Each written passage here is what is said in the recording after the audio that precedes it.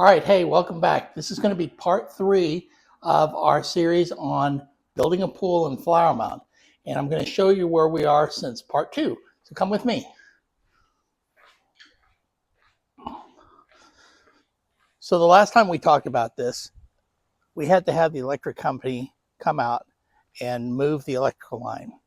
Well, originally they were supposed to go on the east side of the house, and they ended up going on the west side of the house, and they were only going to be focused on the backyard.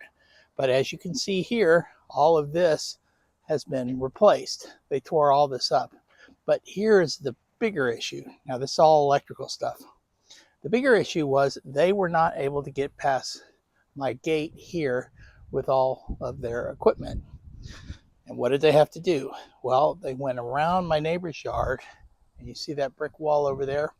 They had to go to that brick wall, go around all the way on the other side of my neighbor's yard into their backyard. Here's the problem. I was out of town when all that happened. And they came here, ran the line through here.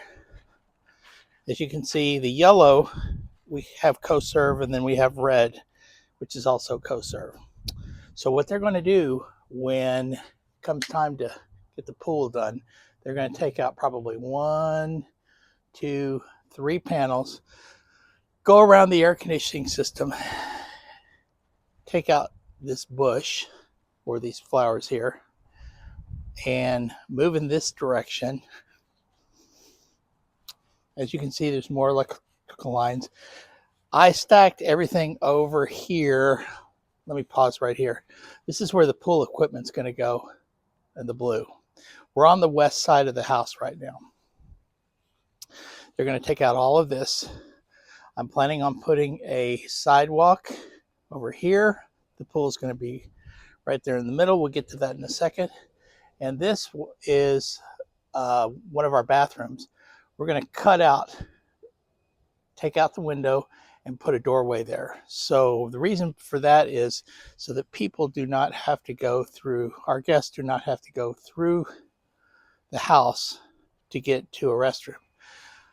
I know this looks all junky and stacked up here, but that's not the purpose. The purpose was to get everything out of the way. I had stones and walkway items that I needed to get out of the way so that they could come through this area with their tractor. Now, as we move over in this area, I'll show you where they had to run the electrical line. See that little red flag there? And then if you can look on the ground, there's more lines there. And boom, you'll see a flag over here where they replaced it with grass. Originally, the electrical line had run straight through the back here. It should have, when they built the house, gone up against the fence along the utility easement, but that did not happen, so we had to pay a boatload to get the electrical company to come out. The blue lines that you see are the boundaries of the pool. That bush is going to come out. And I wanted to show you also, we're getting prepared because they're going to be out here in a couple of days to start digging. I had to clear out all the bushes. I moved them, part of them to the front yard.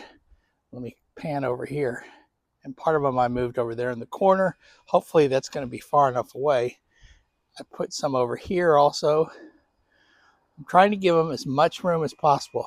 These 2 big stones I want to keep, but we couldn't lift them out, so I'm going to have them move that. Now, all of this is our patio. As you can see, there's a crack right down the middle of it. They're going to take all of that out, and that's going to be decking. They're going to take out a major portion of this area with most of the stones up to the corner of the house. Our beautiful crepe myrtle tree is going to go away, but if you're from Texas, you know that these things grow like weeds. And again, you see these pots, that's not where they're going to stay permanently. Those items also, just trying to get everything prepared and ready. On that side, above those 4 windows and those 2 windows, we're going to have covered area like an extension of the roof line. But in this area, we wanted to do that through the whole patio. But in this area, if I can give you a better angle over here, it kind of juts out. And the problem over here was we still wanted a patio covering, but since it was not flat, we've decided to go with a pergola style. Let me show you something that I had originally intended to do. If you kind of look at our back neighbor here, they have the same situation where we're not going to have a pitch or a point on the top like they do, but they have the same situation on theirs where it kind of juts out. It's just the way that a lot of these homes are built over here.